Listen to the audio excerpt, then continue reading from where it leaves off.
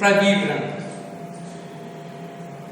Company के 3 महत्वपूर्ण दस्तावेज होते हैं: पार्षद सीमा नियम, पार्षद अंतर नियम और प्रविवरण। पार्षद सीमा नियम कंपनी का एक आधारभूत, महत्वपूर्ण और अपरिवर्तनशील प्रलेख माना जाता है। ये कंपनी के उद्देश्यों को परिभाषित करता है और कार्यक्षेत्र की सीमा का निर्धारण करता है। इसमें कंपनी का नाम, कंपनी के पंजीकृत कार्यालय का स्थान, कंपनी जिन उद्देश्यों को लेकर के स्थापित की गई है वह प्रमुख उद्देश्य, कंपनी का दायित्व सीमित है या असीमित दायित्व का उल्लेख और कंपनी के पूंजी कुल कितनी पूंजी, अधिकृत पूंजी है उस पूंजी का उल्लेख और कंपनी के कौन कौन संचालक है उन संचालकों के नाम। ये पार्षद सीमा नियम में नाम, स्थान, उद्देश्य, दायित्व, पूंजी और हस्ताक्षर का उल्लेख किया जाता है। पार्षद सीमा नियम प्रत्येक कंपनी को बनाना अनिवार्य होता है, चाहे वह निजी कंपनी हो, चाहे वह सार्वजनिक कंपनी हो, चाहे वह सरकारी कंपनी हो या संयुक्त क्षेत्र वाली कंपनी हो।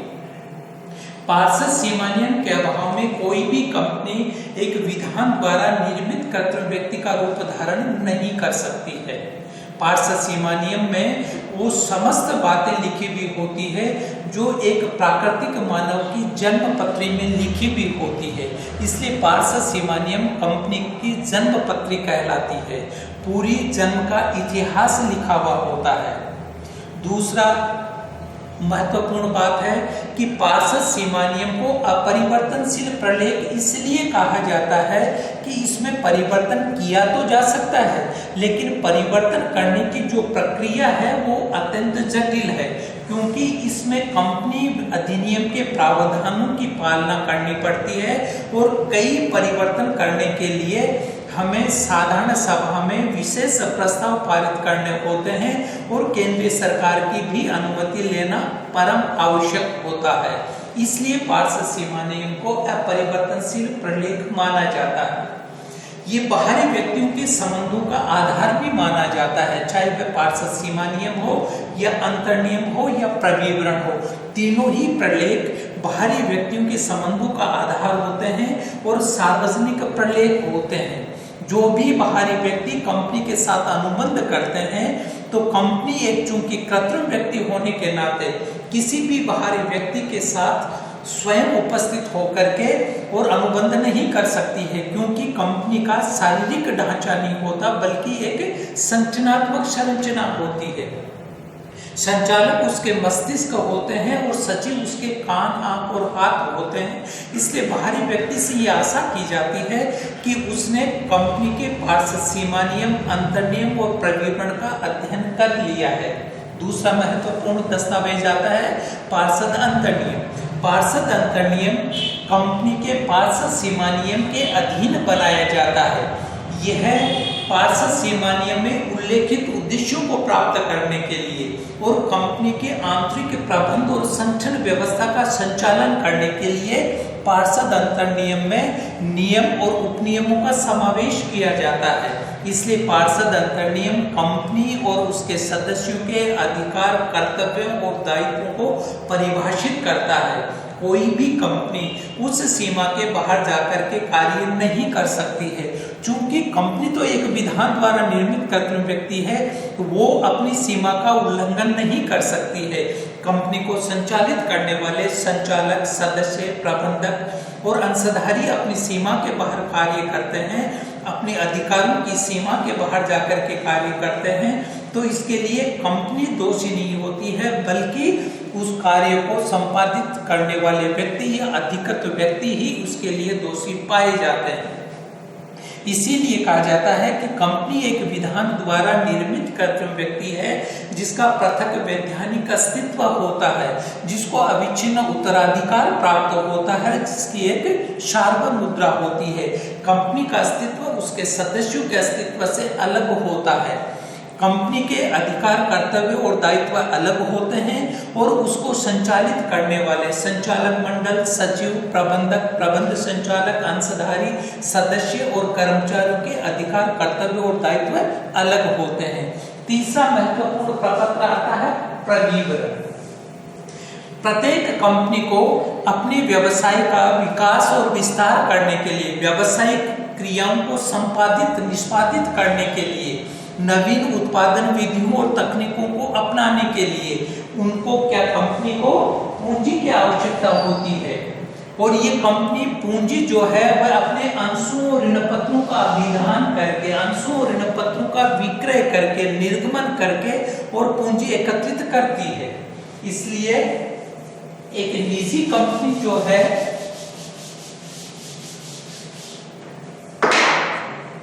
निजी कंपनी अपनी जो पूंजी जो है वो कहां से एकत्रित करती है?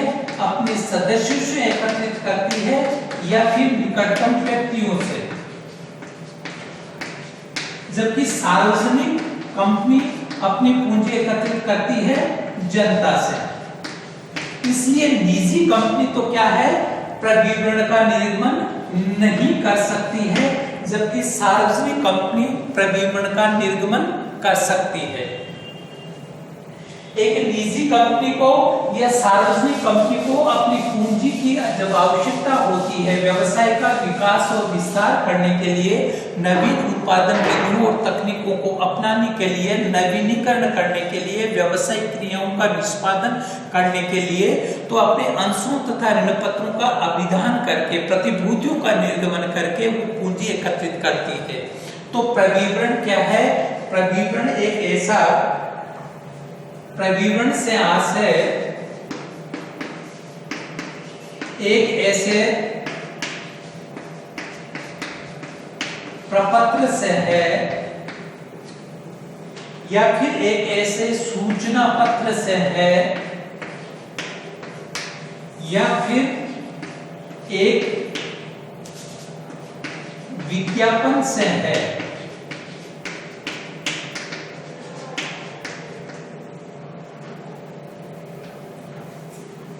जो किसी समामेलित संस्था द्वारा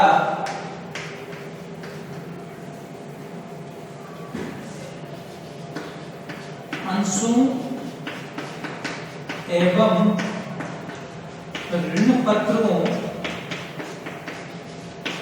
के अभिधान हेतु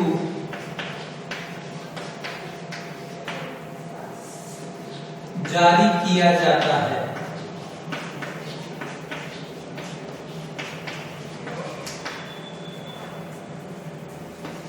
अंडर सेक्शन 270 भारतीय कंपनी संशोधित अधिनियम 2013 की धारा 270 के अनुसार प्रविवरण का से एक ऐसे प्रपत्र से है, एक ऐसे प्रपत्र से, एक ऐसे दस्तावेज से है, या फिर एक ऐसे सूचना पत्र से है, या फिर एक ऐसे विज्ञापन से है, या फिर एक ऐसे निमंत्रण या आमंत्रण पत्र से है, जिसके माध्यम से कोई भी समामेलित संस्था यानी कोई भी कंपनी अपनी पूंजी एकत्रित करने के लिए क्या करती है? अपने अंशों और ऋणपत्रों का अभिधान विक्रय करने के लिए इसका निर्गमन करती है या जारी करती है। अपने अंशों या ऋणपत्रों का निर्गमन करने के लिए, अपनी प्रतिभूतियों का विक्रय करने के लिए जो प्रपत्र, जो सूचना पत्र, जो निमंत्रण पत्र, जो आमंत्रण पत्र या फिर जो विज्ञापन एक समामेलित संस्था या कंपनी द्वारा जो जारी किया जाता है वो कहलाता है प्रविवरण धारा 270 के अनुसार।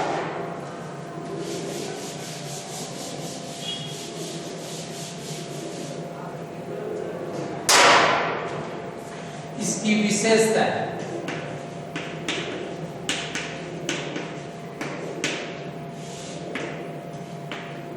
यह एक सार्वजनिक प्रलेख है। प्रविवरण जो है वह निजी कंपनी को जारी नहीं कर सकती है, क्योंकि निजी कंपनी अपनी समस्त पूंजी अपने सदस्यों से एकत्रित करती है या अपने निकटतम व्यक्तियों से एकत्रित करती है, जबकि एक अंशों द्वारा सीमित सार्वजनिक कंपनी अपनी पूंजी सामान्य जनता से एकत्रित करती है। इसलिए जनता को आकर्षित करने के लिए सार्वजनिक कंपनी द्वारा प्रविवरण का निर्गमन किया जाता है। यह एक सार्वजनिक प्रलेख होता है, बाहरी व्यक्तियों के संबंधों का आधार होता है। यह अंशों द्वारा सीमित सार्वजनिक कंपनी द्वारा जारी किया जा सकता है। यह लिखित होता है, मौखिक नहीं। प्रविवरण जो है वह लिखित ही होना चाहिए, मौखिक नहीं हो सकता है। इसमें उल्लेखित तिथि जो लिखी हुई होती है, उल्लेखित तिथि या दिनांक जो होती है वो प्रविवरण की प्रकाशन की तिथि कहलाती है। प्रकाशन की तिथि या दिनांक कहलाती है। प्रविवरण एक सार्वजनिक प्रलेख होता है, बाहरी व्यक्तियों के संबंधों का आधार होता है, जो सार्वजनिक कंपनी के द्वारा जारी किया जाता है। सामान्य जनता कंपनी की अपने वित्तीय स्थिति जो होती है कि कंपनी की कुल कितनी संपत्तियां हैं, कंपनी की कुल कितनी दायित्व हैं और कंपनी अब भविष्य में क्या करने वाली है, क्या क्या जोखिम आने वाली है, तो जनता इसका अध्ययन करके और आकर्षित होकर के और कंपनी के अंश और ऋण पत्र क्रय करते हैं। तो ये क्या माना जाता है? सार्वजनिक प्रलेख माना जाता है, जो कि बाहरी व्यक्तियों के संबंधों का आधार होता है। ये निजी कंपनी द्वारा जारी नहीं किया जा सकता, केवल अंशों द्वारा सीमित सार्वजनिक कंपनी द्वारा ही इसका निर्गमन किया जा सकता है। प्रविवरण जो है वह लिखित रूप से होना चाहिए, मौखिक रूप से नहीं हो सकता है। प्रविवरण में उल्लेखित जो तिथि और दिनांक होती है वो उसकी प्रकाशन की तिथि कहलाती है।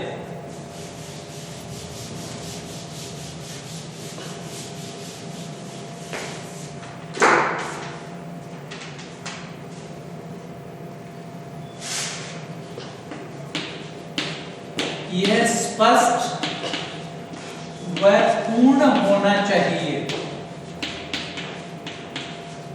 प्रविवरण में भारतीय कंपनी अधिनियम के प्रावधानों के अनुरूप जो सूचनाएं, जो तथ्य सम्मिलित करना अनिवार्य होते हैं, वो समस्त सूचनाएं, तथ्य इसमें सम्मिलित किए जाने अनिवार्य होने चाहिए। इसलिए वो स्पष्ट होना चाहिए, पूर्ण होना चाहिए, जनता को भ्रम में या गुमराह करने वाला नहीं होना चाहिए। ये कंपनी के संचालकों द्वारा हस्ताक्षरित व प्रमाणित होना चाहिए।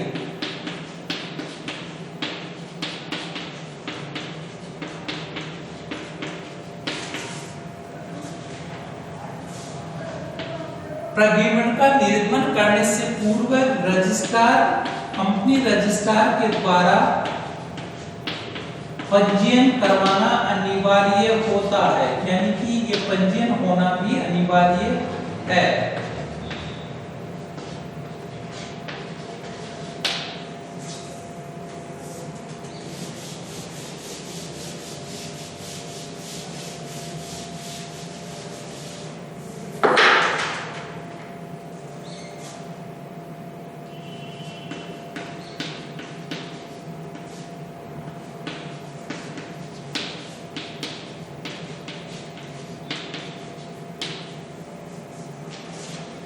यदि प्रविवरण में कंपनी के द्वारा जारी किया गया प्रविवरण, यानी एक अंशों द्वारा सीमित सार्वजनिक कंपनी द्वारा अपने अंशों और ऋण पत्रों के अभिदान हेतु जनता को आकर्षित करने के लिए जो प्रविवरण जारी किया जाता है, उस प्रविवरण में यदि कोई गलत सूचना, असत्य या मिथ्या वर्णन कर दिया जाता है तो उसके क्या परिणाम होते हैं?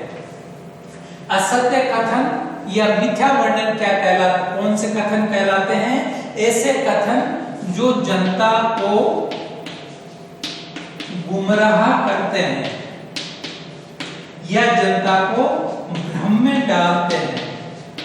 ऐसी कोई सूचना या ऐसा कोई तथ्य या फिर ऐसा कोई विवरण जिससे कि जनता गुमराह हो जाती है, अंशों ऋण पत्रों को उस विवरण से आकर्षित हो करके और जनता सार्वजनिक कंपनी के अंशों ऋण पत्रों का क्रय कर लेती है या भ्रम में पढ़ करके, और यदि अंशों ऋण पत्रों का विक्रय कर लेती है तो ऐसा कथन कहलाता है असत्य कथन या मिथ्या वर्णन।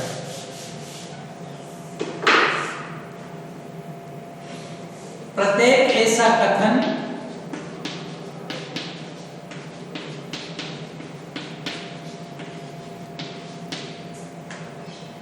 या विवरण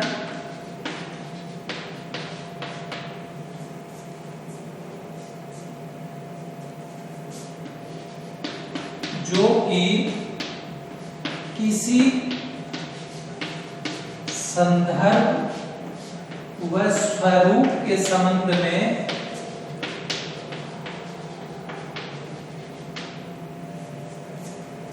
भ्रम पैदा करता हो या गुमराह करता हो, ऐसा कथन क्या कहलाएगा? असत्य कथन या मिथ्या कथन या मिथ्या वर्णन। प्रत्येक ऐसा कथन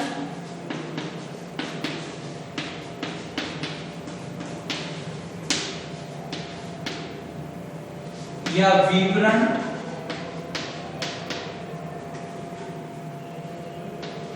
जो कि प्रविवरण में सम्मिलित होने से छूट गया है,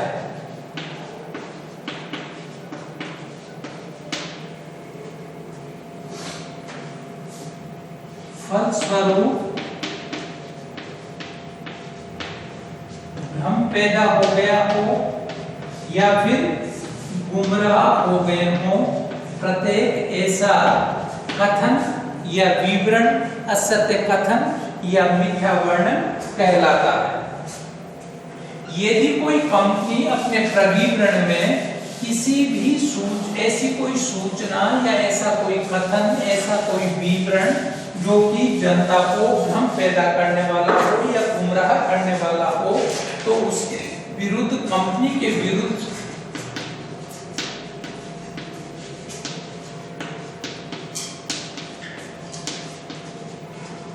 क्या क्या उपचार उपलब्ध हैं,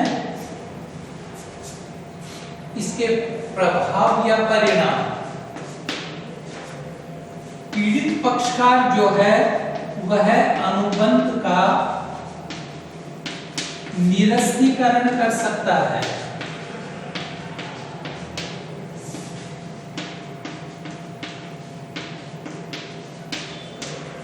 किसी व्यक्ति ने असत्य कथन या मिथ्या वर्णन से प्रेरित होकर के कंपनी के अंश और ऋण पत्र क्रय कर लिए हैं और यदि वह न्यायालय में इस बात को सिद्ध करने में सफल हो जाता है या सक्षम होता है कि उसने असत्य कथन या मिथ्या वर्णन से प्रेरित होकर के और कंपनी के अंश या ऋण पत्र क्रय किए हैं, तो ऐसे स्थिति में पक्षकार, पीड़ित पक्षकार जो है वह अनुबंध को निरस्त कर सकता है।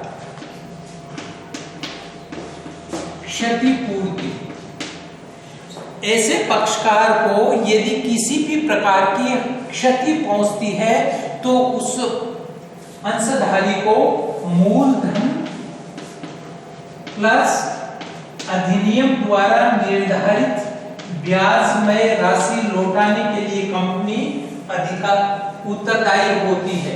चूंकि कंपनी तो एक कृत्रिम व्यक्ति है, इसलिए प्रविवरण जारी कंपनी नहीं करती है, बल्कि कंपनी को संचालित करने वाले व्यक्ति यानी कि संचालक या अन्य कोई अधिकृत व्यक्ति करता है। तो जो अधिकृत व्यक्ति होता है वह पीड़ित पक्षकार को क्षतिपूर्ति का भुगतान करता है। नेक्स्ट आता है संचालक, प्रवर्तक और विशेषज्ञ के विरुद्ध उपचार। कौन कौन? कंपनी का प्रत्येक संचालक, ऐसा संचालक जिसने संचालक बनने की सहमति दे दी हो।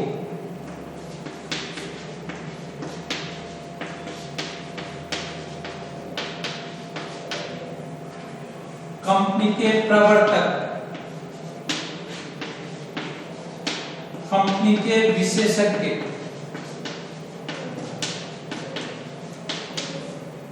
और प्रत्येक ऐसा व्यक्ति जो प्रविवरण जारी करने के लिए या प्रविवरण के निर्गमन के लिए अधिकृत था।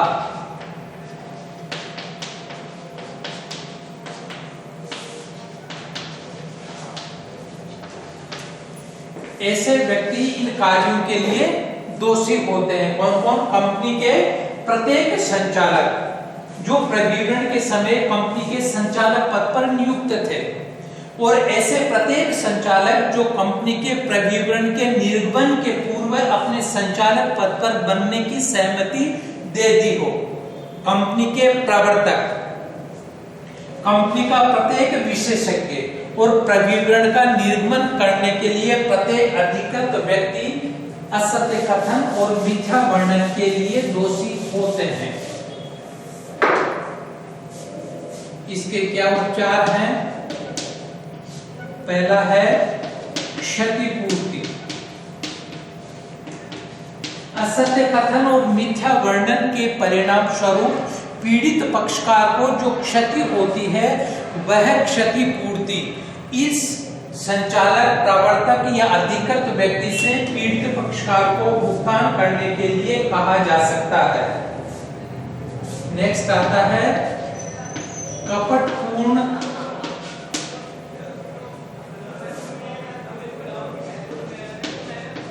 तथ्यों के लिए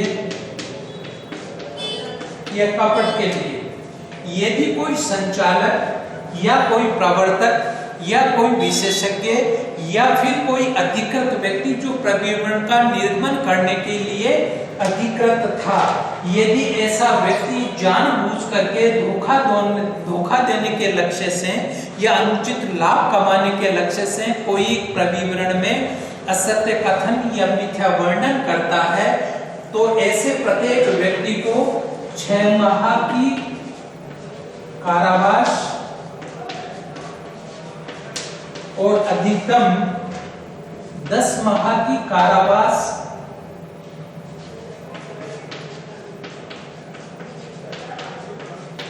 और क्षतिपूर्ति यानी कि आर्थिक दंड देकर के दंडित किया जा सकता है, या दोनों दंड देकर के दंडित किया जा सकता है। यदि कोई व्यक्ति सार्वजनिक